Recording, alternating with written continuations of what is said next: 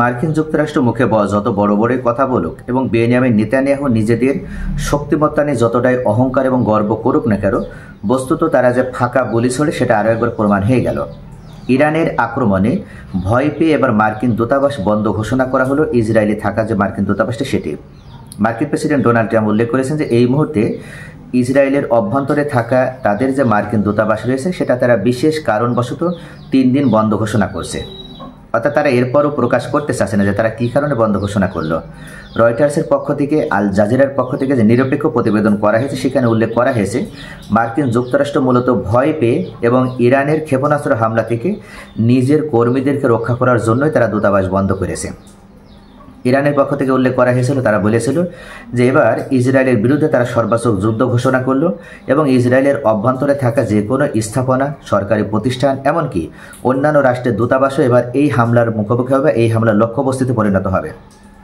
আগে থেকেই সতর্ক করা হয়েছিল। ইরানের বিপ্লবী গার্ড বাহিনী প্রধান, বর্তমান আইআরজিসি প্রধান, তিনি উল্লেখ করেছিলেন যে ইরানের হামলা থেকে যদি ইসরায়েলের অভ্যন্তরে থাকা বিদেশি নাগরিক এবং বিভিন্ন কূটনৈতিক বৃন্দ তাদের বিভিন্ন স্বার্থ সংশ্লিষ্ট স্থাপনা, এমনকি দূতাবাস সহ সামরিক ঘাঁটিগুলো যদি তারা সেভ করতে চায়, নিরাপদ করতে চায়, তাহলে অবশ্যই যত দ্রুত সম্ভব ইরানের পক্ষ থেকে তাদের প্রতি আহ্বান করা হচ্ছে যে তারা যেন সামরিক ঘাঁটি ত্যাগ করে এবং দূতাবাস ত্যাগ করে বা দূতাবাস বন্ধ ঘোষণা করে। এই ঘোষণার পরপরই চীনা প্রেসিডেন্ট শি জিনপিং চীনা নাগরিকদের যত দ্রুত সম্ভব ইসরায়েল ত্যাগ করে বা ইসরায়েল থেকে বের হয়ে আসার ঘোষণা প্রদান করেন বা নির্দেশ প্রদান করেন। ঠিক এই ঘোষণা পাওয়ার পরপরই গতকালের ভিতরে ইসরায়েলের ভিতরে যে সমস্ত চীনা নাগরিক ছিল তারা ইতিমধ্যে সেফ এক্সিট নেওয়ার মাধ্যমে জর্ডানের ভিতরে তারা প্রবেশ করতে সক্ষম হয়েছে। আজকে সকালে মার্কিন যুক্তরাষ্ট্রের পক্ষ থেকে ডোনাল্ড ট্রাম্প তিনি ঘোষণা দিয়েছেন যে আগামী 3 দিন, অর্থাৎ আজকে সহ আগামী 2 দিন, এই 3 দিন যুক্তরাষ্ট্রের এই মার্কিন দূতাবাস বন্ধ থাকবে। কিন্তু কী কারণে বন্ধ থাকবে এটা তারা স্পষ্টভাবে না বললেও খুব সহজেই বিশ্লেষকগণ উপলব্ধি করতে পেরেছে বা বুঝতে পেরেছে যে ইসরায়েল এখন আর নিরাপদ রাষ্ট্র নয়। এতদিন তারা গর্ব করত, এতদিন তারা অহংকার করত যে ইরান থেকে কোনো ক্ষেপণাস্ত্র ইসরায়েলের ভূখণ্ডে আঘাত করতে সক্ষম হবে না।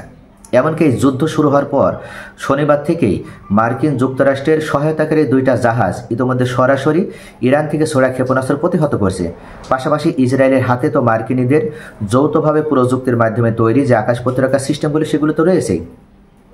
এরপরও তারা কিন্তু ইরান থেকে ছোড়া এই ক্ষেপণাস্ত্র প্রতিহত করতে ব্যর্থ হয়েছে। এরপরও ফ্রান্স, যুক্তরাজ্য, জার্মানি তারাও যুদ্ধ বিমান পাঠিয়েছে ইসরায়েলের কাছে ইরানের বিরুদ্ধে যুদ্ধ করার জন্য, এমনকি রিফুয়েলিং বিমান পাঠিয়েছে এবং আকাশ প্রতিরক্ষা সিস্টেমও পাঠিয়েছে যেন ইরান থেকে ছোড়া ক্ষেপণাস্ত্র খুব সহজেই প্রতিহত করতে সক্ষম হয় ইসরায়েল। কিন্তু তাদের শক্তিকে ব্যর্থতা পর্যবেসিত করে তাদের শক্তিকে ধুলায় মিশিয়ে দিয়ে ইরানের সর্বোচ্চ গতিসম্পন্ন এবং মারাত্মক ক্ষেপণাস্ত্রগুলো একের পর এক ইসরায়েলের ভূখণ্ডে শুধু আঘাতই করছে না, বিভিন্ন লক্ষ্যবস্তুকে ইতিমধ্যে ধ্বংসস্তূপে পরিণত করেছে। ধারণা করা হচ্ছে যে ইসরায়েলের অভ্যন্তরে থাকা এখন পর্যন্ত 200-টিরও বেশি সামরিক ঘাঁটি এবং সরকারি স্থাপনা সম্পূর্ণভাবে ধ্বংস হয়ে গেছে। সকলে ভালো থাকুন। Thanks for watching.